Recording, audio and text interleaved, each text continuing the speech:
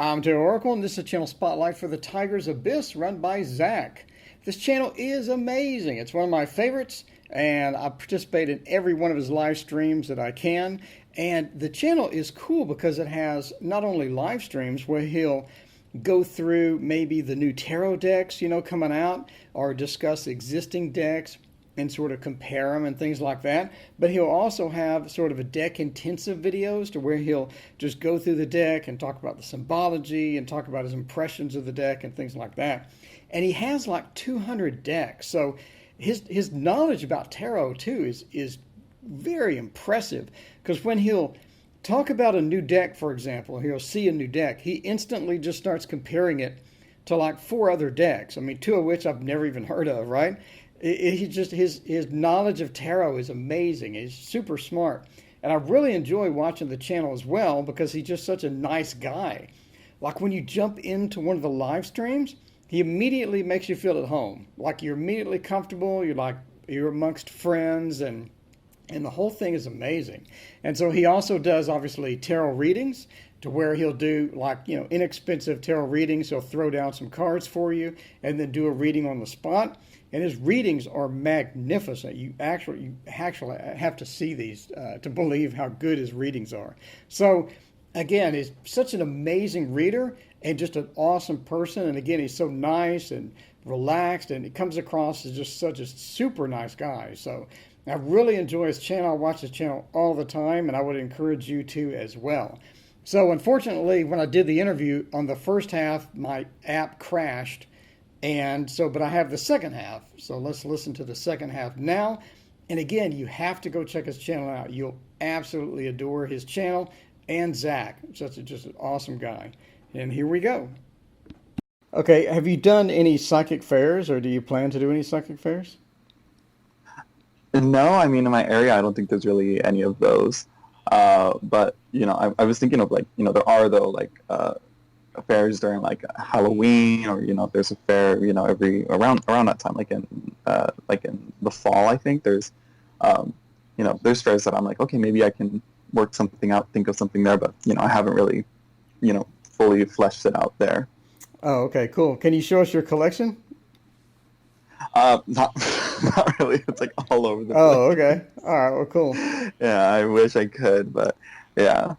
So what do you think your most challenging tarot reading is? Or like when have you felt like really challenged when you're doing a reading and doing all that? Um, I would have to say the most challenging ones would probably have to do with like grief work. I think that's when I've only had one, and that one was like I was very like intimidated. Like I didn't want to like sound insensitive or anything like that. Because I'm not really used to doing those types of readings. Another would be I had another one, very extremely vague readings. I would have to say, where not a lot of context is given. Oh, that's true too. Do you do like what are your most requested readings? I mean, I haven't watched all of the live streams on your channel, but I absolutely adore the live streams, as I've already said, because it's just so chill, and like you said, you don't really prepare, but it's still just chill, and it's just fun to watch because you're just throwing down cards and you're just sort of going with the flow and stuff like that, and it's entertaining to watch.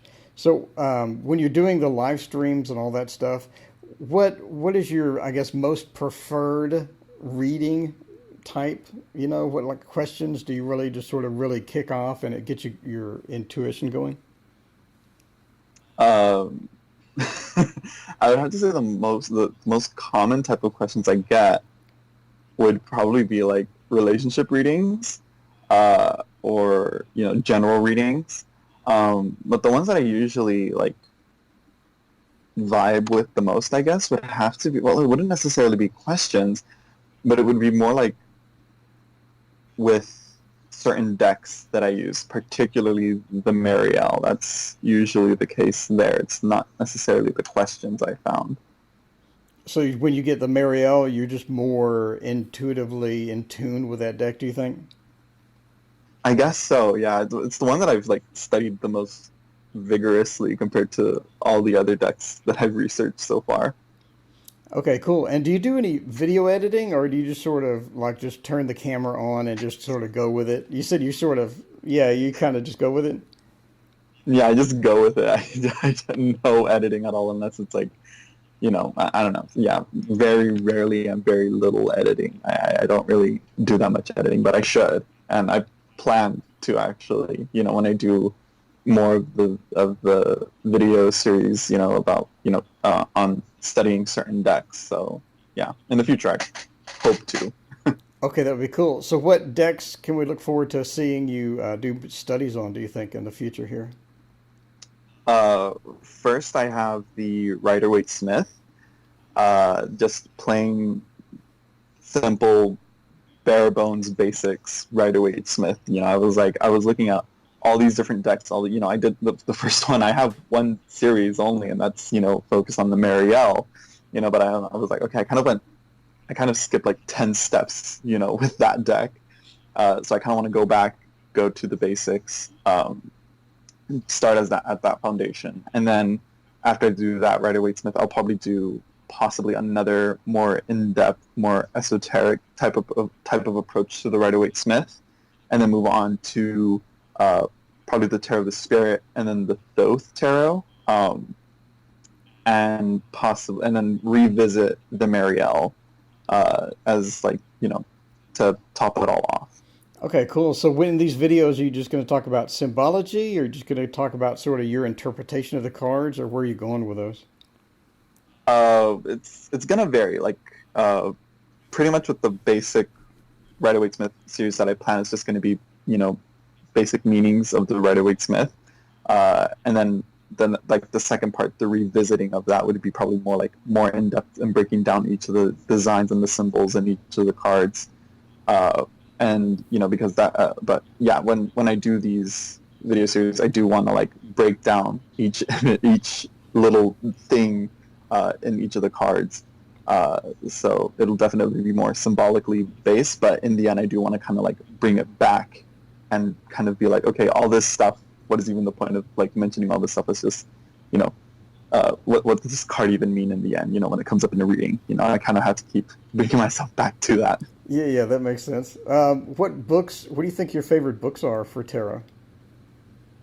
So far, it would have to be Tarot Wisdom by Rachel Pollack.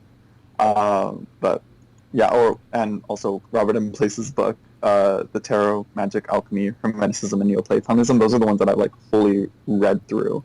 But I have a bunch of other books that I'm gonna do a video, and do recommendations for that I've used and researched on. So yeah. Oh, yeah, that would be awesome. Have you looked into other cards like Lenormand and things like that? I started, getting some Lenormand. Lenormand is like, for me, it's super easy to read, but I've put it down for a while and just like focused purely on Thoth at the moment. I've kind of picked up more I've moved a lot of my Oracle decks back to closer to where I, grab and read decks with, and particularly one that I kind of want to go into, but it'll like distract from a lot of other series that I'm working on. Is the Devas of Creation Hmm. by Scylla Conway, and that's one that I've been like picking up and flipping through and like looking at, and I'm like, oh, I like kind of forgot that I had it for a while, and then I just like saw the guidebook and I was like, wait, I have that deck. I kind of want to work with it. So, that might, because when I study a deck, I kind of just stay on that deck until I go through all the cards. I can't really like, okay, let's stop, let's do this card, and then let's move to a different deck. I'm very focused on one, and until like I feel like I've run out of steam or I finished it. That makes So sense. yeah. How long does it take you to sort of just process a deck? Like if you just get a new deck and you're just sort of, all right, let me concentrate on this and go through this. It varies. It varies. If I know it's a super complicated deck like Devas of Creation, I know I'm gonna have to set it aside and wait for it. Wait a while before I can visit. Study that more in depthly.